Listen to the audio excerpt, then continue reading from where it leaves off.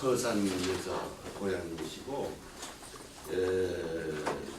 스페인에서 자연의학 친구대학을 쪽으로 하시고 공부하시고 동친구사협회 한국국제친구사협회 부회장으로도 계시고 동의학회 회장으로 계시고 많은 분들이 여기 계신 성도들 많은 분들이 교육을 많이 받으셨을 줄 압니다. 청진선언의 교육위원장님을 계시고 계시는데 우리한테 많은 지혜와 의술에 관한 지식을 많이 전수해 주시고 계십니다. 우리 김정근 원장님 소개해 주시겠습니다.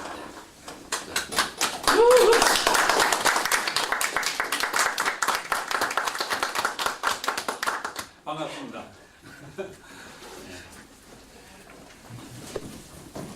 오늘은 강의하기 전에 훌륭한 분들 모시고 이 자리에 이렇게 서게 돼서 영광으로 생각합니다.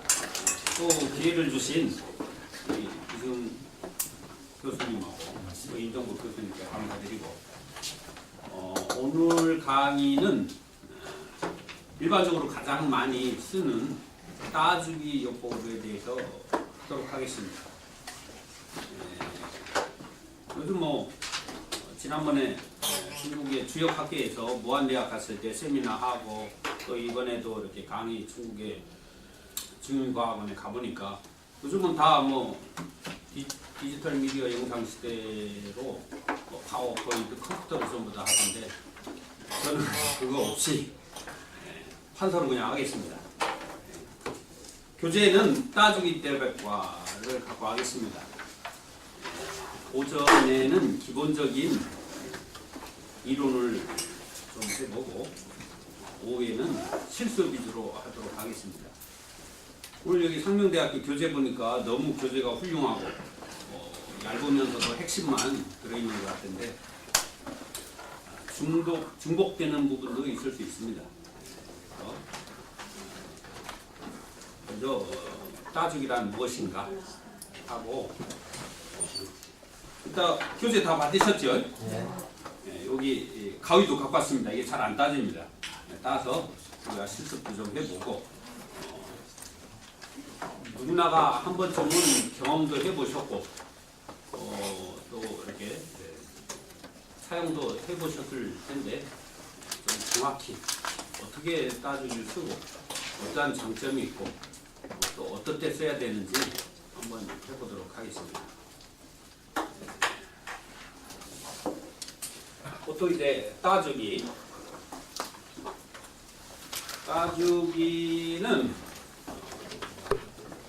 예전에는 반올려 했었죠.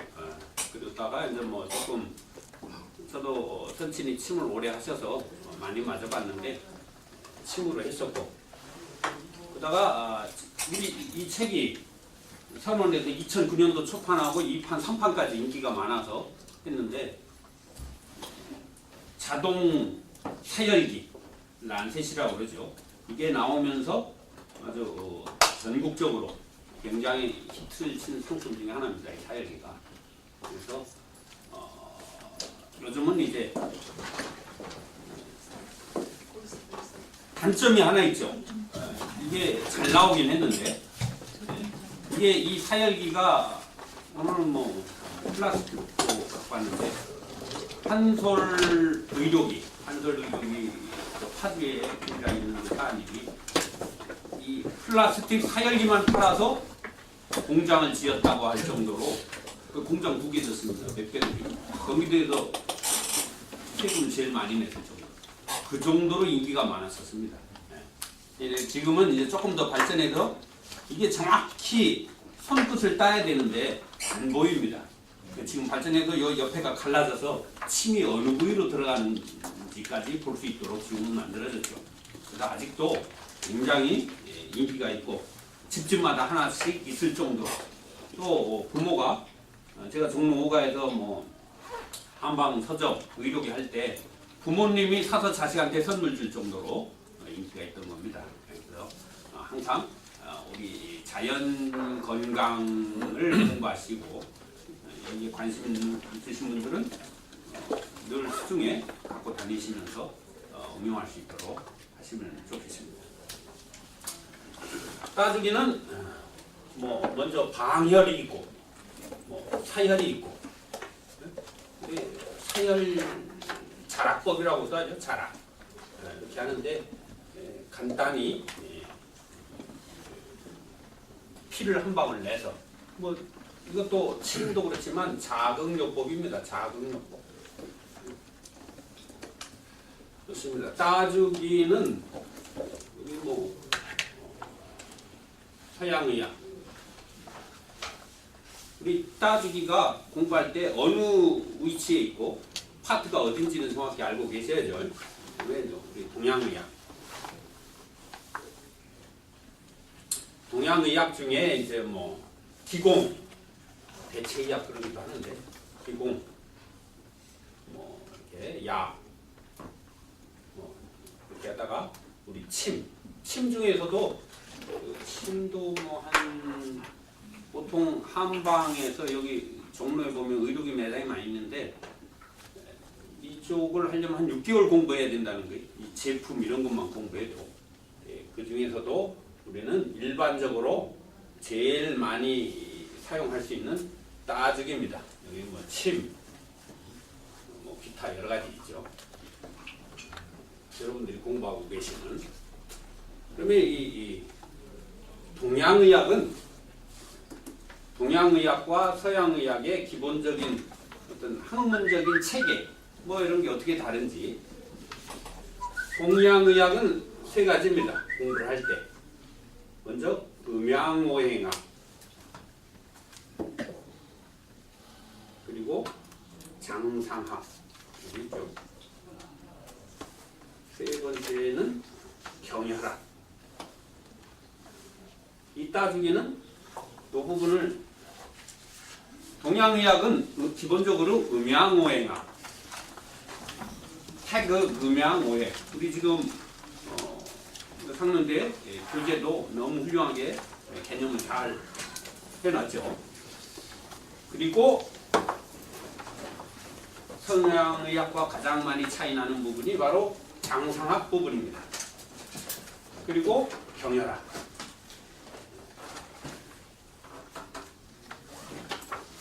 십이경락과 기경팔맥 이게 나눠지죠. 그래서 동양의학은 이렇게 돼 있고 서양의학은 계통분류를 합니다. 계통분류. 지난번에 의사 선생님이 공부하시는데 의사 국가고시 시험 보기 전에 제일 많이 본다고 책을 4권짜리 선물해 주셨는데 거기도 보니까 계통분류로 아직도 되어 있습니다. 그래서 서양의학은 계통, 골격계, 순환기계, 호흡기계,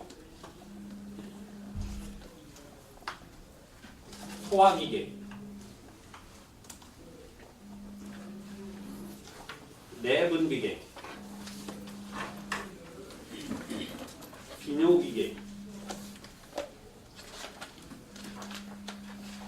생식기계, 운동기계, 피부계, 근육계, 이렇게 10개 계통으로 나눠져 있습니다. 그래서 기본적으로 학술 체계가 다릅니다. 계통 분류요, 계통. 골격계, 순환기계, 호흡기계, 소화기계, 내분비계, 비뇨기계, 생식기계, 운동기계, 피부계, 근육계 이렇게 되어 있죠. 약 38개과에서 48개로 나눠지 조금 더 요즘은 세분화되는 경향이 있다고 그럽니다. 그렇게 해서 서양의학은 계통분류를 하는데 동양의학과 또 차이점이 과학적이고 분석적이고 논리적이죠. 해부학적이고 동양의학은 종합적이죠. 전체적이고 뭐 천인 합일 이 태그 음양 조금 이따 해보겠는데 조금 난해하죠. 개념 잡기가. 철학적으로는 서양의학은 환원주의라고 하고 동양의학은 전체주의라고 하죠. 환원주의라는 말은 증명되지 않은 가설을 정해놓고 거꾸로 증명해 나가는 것을 환원주의라고 합니다. 철학적으로. 전체주의는 이렇게 통합적으로 우리 의학을 이야기할 때 전인의학이라는 말이 있습니다. 전인의학.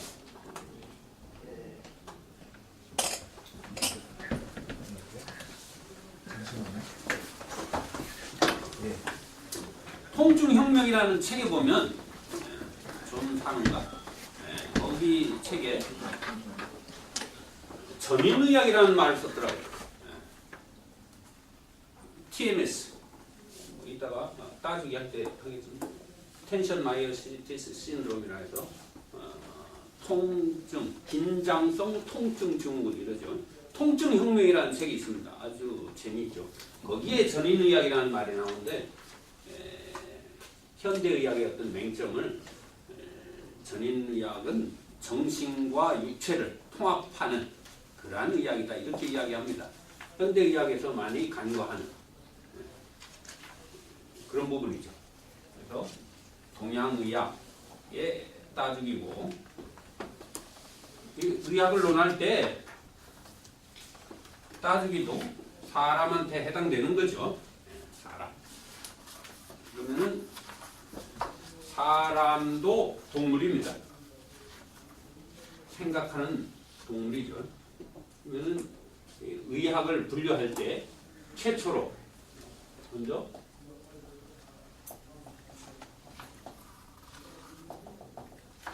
육종학부터 합니다.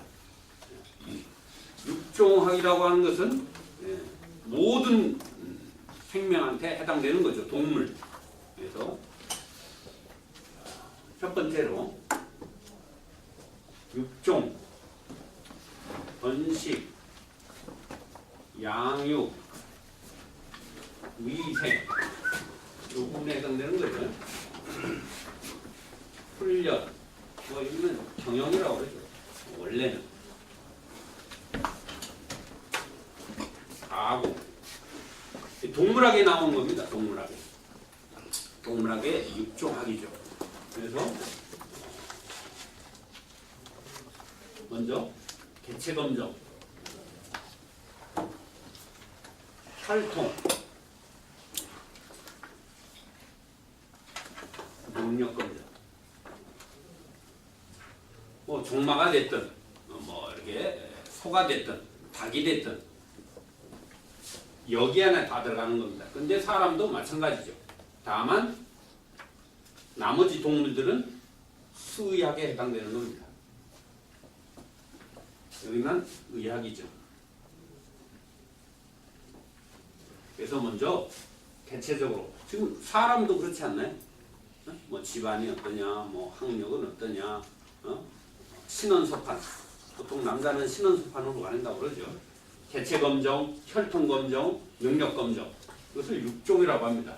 그리고 이제 번식시키고 양육하고 위생이 이건 동물학적인데 우리는 보건에 해당되죠.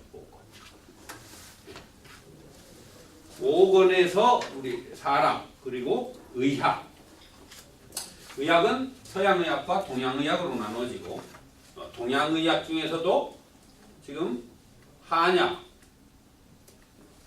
우리는 여기 침 부분에서도 오늘 우리는 따주게 할 것입니다. 누구나 할 수 있는 전문적인 것이 아니고 여기 수지침, 평형침, 나간호침, 동시침, 사암침, 정경침, 사암침 이런 것도 12정경침. 우리 보통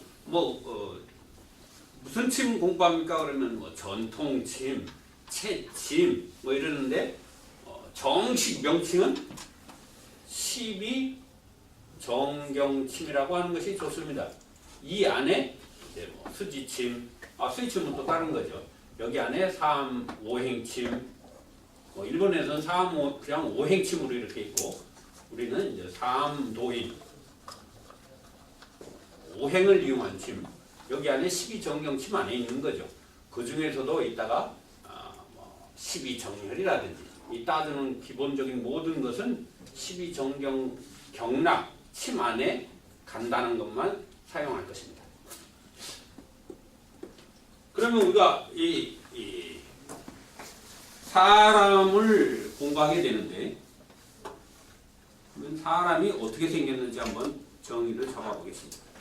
사람이 어떻게 생겼나요? 최초의 사람이 어떻게 생겼다? 네? 어떻게? 예, 아니 이제 처음에 사람이 어떻게 생겼는가? 최초에. 정자하고 남자하고 그러면 참 그건 그렇죠. 최초의 사람이 이 지구상에 어떻게 생겼는지. 예수가 만들었어요. 우리가 사람을 공부하니까 사람이 어떻게 생겼는지는 우리가 한번 알고 가야죠. 네. 신창조설입니다. 이게 하느님이 만들었다 이러면 또 불교 쪽은 또 화가 나잖아요. 그러니까 조물주가 만들었다. 조물주. 중립을 지켜서 중화. 중에서 중도를 잘 지켜야죠. 네. 중화. 원래 이게 중용에 나온 말이죠. 네, 중용은 얘기에서 나온 거니까 약 춘추전국 시대 이야기니까 이거 뭐 굉장히 오래된 겁니다. 네. 중도. 그래서 신창조. 신이 만들었다. 누구도 이걸 부인할 수 없답니다. 네. 그리고 또 진화론. 네? 진화론. 토마스 다인, 진화론. 좋습니다. 진화론. 다 원숭이 이 영장류를 얘기하는 거죠. 네? 진화론은 영장류에서 시작했다고 하는 겁니다.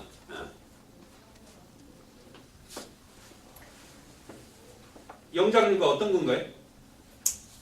원숭이. 그렇죠. 원숭이. 침팬지. 원숭이, 침팬지, 또 고릴라. 이 특징이 뭔가요? 네발 달린. 네발 달린, 네발 달린 건 많이 있는데. 서로를 움직일 수 있는 앞 두 다리를 움직일 수 있는. 어우 좋습니다. 네, 직립보행. 영장류의 특징이 직립보행입니다. 우리 두 발로 걷잖아요. 그 다음에 도구를 사용한다. 네, 맞습니다. 영장류의 특징이 도구를 사용한다. 그리고 하나 더. 움켜쥘 수 있다. 웃는다. 예. 움켜쥘 머리를 쓴다. 움켜질 수 있어. 머리를 쓴다는 거. 개도 상가거든데. 그걸 탁 치면 탁해봤는데. 영장류의 특징이 하나 더 있습니다. 물건을 가지고 움직일 수 있다. 유일하게 영장류만 웃습니다. 진짜로. 그래서 제가 이게 이 동양 이쪽에 장상할 때 장부마다 상징 동물이 있죠. 예를 들어 폐하면은 소, 담낭하면 호랑이, 뭐 이렇게 신장하면 쥐. 그래서 제가 집이 오랫동안 장안동 답심리에 살아서 애들 어릴 때 어린이대공을 굉장히 많이 갔습니다. 어린이대공 가서 동물들 이렇게 스케치도 해보고. 근데 원숭이 있는 데 갔더니 원숭이가 진짜 웃더라고요. 하고 웃어요. 다른 동물은 안 웃습니다. 웃는 것이 영장류의 또 특징입니다. 맞습니다. 그런데 요즘 뭐 SNS 보면 개도 웃고 뭐 돼지도 그렇게 웃는 거는 더 비싸다고 그러던데 웃는 건지 뭐 괴로워서 그렇게 한 건지 모르겠는데 여기 저하고 관련된 거 있습니다. 얼굴에 털이 없다. 저 빼고 이게 제가 얼굴에 털이 없다. 영장류의 특징입니다.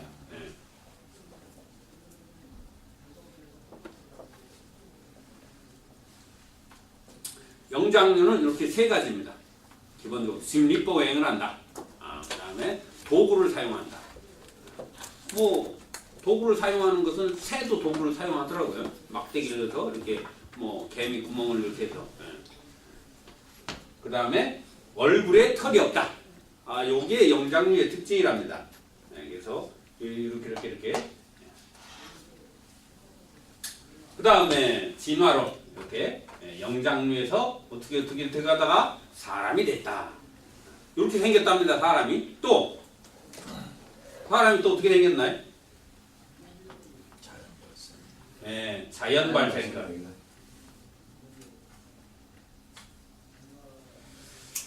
이 세상에 존재하는 모든 생명들이 뭐 단세포에서 이렇게 진화해서 했다고는 하지만 어떻게 이 수많은 것들이 어떻게 뭐 그거는 언노운한 거죠.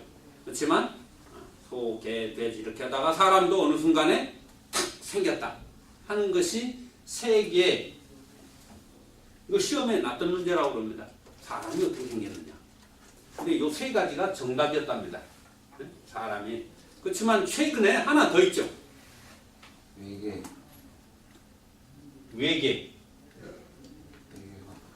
외계에서 왔다. 이거 많이 듣던 것 같은데 우리가. 외계에서 왔다. 맞나요? 이거 성유설이라고 합니다. 성유설. 비슷하게 번개쳐서 단백질이 형성돼서 생명이 최초에 생겼다. 근데 성유설은 조금 더 다른 우주의 다른 어떤 세계에서 이렇게 탁 사람이 왔다. 그런 책 가끔 보죠. 그게 이제 성유설이고. 그것도 어차피 오더라도 그때 어떻게 생겼냐, 어떻게 처음에 생성이 된다. 그러니까 그거 잘 모르니까 신창소설 조물주가 만들었다. 이것도 요즘 보면 알 수가 없어요. 이것도 조금 그러니까 그걸 포함한 생명이 최초에 어떻게 생겼느냐를 포함한 실제 그 실험해서 증명이 됐죠. 번개를 이렇게 인위적으로 해서 단백질이 형성되는. 이게 16세기에 이 서양의학이 비약적으로 발전한 것은 이렇게 첫 번째로 현미경이 개발이 되면서 그렇게 된 거죠. 세포학설로. 그리고 그 이후에 뭐 1차 대전, 2차 대전 겪고 그리고 또 전염병으로 인해서 면역학이 발전하면서 비약적으로 발전한 거죠. 전쟁에서 특히 더 많이 발전한 것입니다. 뭐 이렇게 상처나고 뭐 이렇게 원인 치료가 현대의학은 원인 치료가 있고 대증 치료가 있죠. 대증. 원인 치료는 기본적으로 병원에서 합니다. 대부분이 우리는 대증요법, 예를 들어서 뭐 열이 난다, 감기 걸려 열이 난다 그러면 해열제를 먹는다든지 어떤 문제가 있을 때 진통제나 항생제 뭐 이런 것들은 전부 다 대증요법에 해당됩니다. 이 근본 치료, 원인 치료 이런 것이 아직도 좀 요원한데 1차 대전, 2차 대전, 전쟁 시에 뭐 팔이 잘라진다든지 뭐 상처가 난다든지 이거 어떻게 할 수가 없거든요. 그래서 진통제, 항생제 이렇게 급히 이렇게 하면서 현대의학이 많이 발전한 거죠. 사실은 현대의학은 해부학과 함께 발전했다고 봐도 과언이 아니에요. 세계적으로 해부학이 최고 많이 발전하는 데는 어딘가요? 일본? 독일? 옛날부터 조금 오래 올라가서 이집트? 동의보감 허준 어디? 허준 우리나라 근데 말고 옛날 로마? 이게 예를 들어서 뭐 중국 쪽으로 따지면은 원명청 전국시대 5, 16국 지나서 송나라 이런 이쪽으로 쭉 올라갔을 때 그 정도에서 중국이 뭐 전쟁이 많았으니까 해부학이 많이 발달한 겁니다. 그런데 세계적으로 해부학이 가장 많이 발달한 데는 어디다? 티벳이랍니다. 티벳. 여기 장사를 어떻게 지내나요? 저희 독수리밥. 조장을 지냅니다. 조장. 그래서 조장을 지낼 때 돈을 누구한테 줘요? 칼 든 사람한테 돈을 주죠. 네? 어떻게 하라고? 더 많이 줘달라고. 네? 새가 잘 먹을 수 있도록. 해부학이 굉장히 많이 발달했습니다. 여기로 해서 이제 중국으로 간 거죠. 그렇게 해서 우리는 뭐 이런 한국으로 이렇게. 그래서 사실은 옛날에 그 티벳, 지금 티벳 자치구돼 있죠. 거기가 세계적으로 해부학은 가장 많이 발달됐다고 합니다. 그래서 근데 여기서 이제 사람이 이렇게 생겼는데 신이 만들었고 진화론이고 자연 발생적이고 성유설이고 이 이외에 또 뭐가 있나요? 우리가 생긴 것이 여기 안에 든답니다. 이게 다 정답이라고 합니다. 근데 우리도 생각하는 거 빼면 동물에 들어가는데 동물 쪽에 한번 봐볼까요? 이 유럽 같은 데는 동물학 연구가 좀 잘 돼 있습니다. 왜 그럴까요? 근본적인 이유가 있습니다. 해부학이나 이런 게 동물학이 발달할 수밖에 없는. 주식이 뭔가요? 우리는 쌀, 야채죠. 서양은 육류입니다. 그러니까 이거 연구 많이 할 수밖에 없습니다. 주식이에요, 주식. 지금도 저도 뭐 유럽에 있었지만 어느 식당을 가든지 메뉴를 갖고 와서 오늘은 페스카도, 오늘은 생선, 혹은 뭐 뽀요, 닭, 혹은 뭐 까르네. 오늘은 고기가 있고 닭이 있고 뭐 생선이 있습니다. 그럼 꼭 이야기를 하죠. 그러면 뭘 달라 이렇게 하거든요. 그거 다 육류입니다. 육류. 그래서 동물학을 연구할 수밖에 없습니다. 그래서 연구가 잘 되죠. 그래서 유럽에서는 물론 의사분들도 레벨이 빠들의 신부님 다음으로 의사 레벨이 한 2위, 3위를 하죠. 상등부에. 그런데 의사분들보다 더 대우를 많이 받는 분들이 바로 수의사분들. 이러한 이유 때문에 그렇습니다. 주식. 연구를 많이 하죠. 그러면 주식이 동물이 되면 약에 민감하겠습니까? 안 하겠습니까? 예를 들어서 코, 뭐 이렇게 질병이 많이 걸립니다. 그러면 항생제를 많이 쓰거든요. 그러면 항생제, 우리가 신경 많이 쓰이잖아요. 그래서 이 수의사들이 아주 레벨이 굉장히 높고 공부도 많이 합니다. 공부를 많이 할 수밖에 없는 이유가 있겠죠. 왜 그런가요? 주식 때문에 먹고 사는 것들. 뭐 그것도 그런데 이 수의사분들이 동물을 공부를 많이 할 수밖에 없는 것이 소가 아프면 아프다는 말을 못해요. 그죠? 배 아프다고도 못하고 돼지가 어디 병 걸렸다 이거 말을 할 수가 없어요. 그런 시골에서 옛날에 아버지가 소침을 놓는 걸 봤습니다. 혹시 소침 놓는 거 보신 분? 못 보셨을 못 거예요. 봤습니다. 소가 체하면 어떤가요? 그래서 딱 보고 할 수 있어야 돼. 사람 말을 하잖아요. 우리 의학을 공부할 때 제일 어려운 의사분들이 어떤 머리 제일 좋으신 분들이 무슨 과? 소아과. 사암도인 40일 그 김홍경 씨 책을 보니까 그런 게 있더라고요. 남자 10명 고치는 것보다 여자 1명 고치는 것이 어렵고 그 여자를 10명 고치는 것보다 아기 한 사람 고치는 게 어렵답니다. 그럼 왜 그러냐? 근데 그 아기보다 그 아기 10명 고치는 것보다 할아버지 할머니 1명 고치는 것이 어렵다. 이렇게 돼 있어요. 자, 남자들은 일단 아프면 어떻게 되나요? 말을 해요. 말을 해요? 나 어디 아프다. 저 같은 데서 검사를 많이 깨져있으면 합니다. 어디 검사를. 아파요? 아주 조금만 아프면 일단 남자들은 어디가 좀 아프다. 일단 서점에 가요. 서점에 가서 내 병이 뭐냐 하고 이제 공부를 막 열심히 해. 인터넷 보고.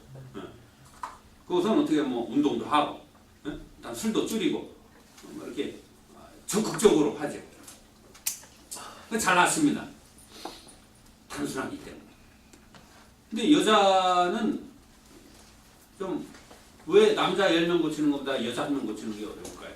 이 병원에 가면 남자들보다는 거의 다 여자입니다. 그죠? 왜 그래? 구조가 복잡해. 안 믿어. 구조가 복잡해. 여자가 컴퓨터다. 그러면 남자는 라디오. 내분비가 10배가 복잡합니다. 왜 그래? 그렇죠. 아기를 만드는. 여기 신이 여기 있어요. 여기. 뭐 이상한 데 있는 게 아니고 여기 여자는 신과 같습니다. 왜 그러냐? 사람을 만들어내죠. 이 세상에 사람 만드는 건 여자가 위대한 거죠. 신비하지 않니? 어떻게 사람 튀어나와? 이게 뭐 하여튼 이게 참 신입니다. 신. 얼마나 복잡하겠어. 10배가 복잡합니다. 뭐 네아스차 원문이, 성원문이 어떻고 난토르문이 어떻고 복잡다단하죠. 자, 이렇게 지금 여자분들도 계시는데 남자가 있고 여자가 있다. 가만히 있으면 그게 뭐라 그러지? 10배 복잡하다고 그랬죠. 그럼 어떻게 돼? 지금 10배 일을 더 하고 있습니다. 가만히 이렇게 앉아있을 때. 그렇죠? 10배 일을 더 하는 거예요. 근데 여자분들이 밖에 나가서 일을 한다. 그럼 몇 배 일을 하는 거예요? 20배 하는 겁니다. 그럼 집에 가서 또 일을 하잖아요. 집안일을 하잖아요. 그럼 몇 배 하는 거예요? 30배 하는 거예요. 잘 우겨줘야죠. 네? 오늘 좀 인기 발언을 넘어가셨는데. 아니 조금 이거 생략적으로 말씀드리는 거예요. 그래서 복잡미명합니다. 순간순간 이렇게 변하죠. 남자분들이 그걸 이해를 못하는 거예요. 저도 공부하고 조금 이해를 했는데 그래서 순식간에 변하는 거예요. 그러니까 그건 당연한 거예요. 그리고 애기 젖 먹이면서 뭐 다른 반찬도 만들면서 정리하면서 동시다발적으로 몇 가지를 하잖아요. 그래서 그런 거예요. 남자는 그거 안 돼. 일단 하나 끝나고 그 다음에 또 하나 하고 이렇게 해야 되는 거예요. 10배가 복잡합니다. 그래서 남자 10명보다 여자 1명 고치는 것이 어렵습니다. 굉장히 어려운 거예요. 아주 복잡해요.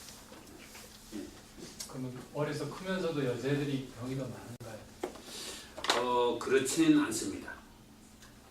남녀 7세 구동서 하늘의 기운이 6기잖아요. 풍한서습조합 6년마다 바뀌지 않습니까?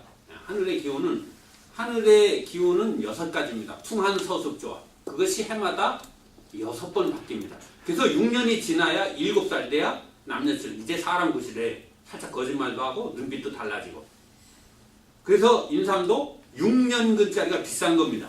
6년 가기가 어려워요. 6년이 지나야 6기운이 다 먹으면서 우리가 사람이 섭취를 하면 육경, 경락으로 다 들어가서 작용을 하게 되는 거예요. 그래서 4년근은 2가지 기운을 안 먹었기 때문에 싼 겁니다. 기운이 이렇게 좌우성구나 충미, 태음, 수토, 인신은 이렇게 운기학에서 나오는 건데 그렇게 돼 있는 거죠. 그래서 7살이 되면 이제 조금 그때부터 조금 달라진다고 해요.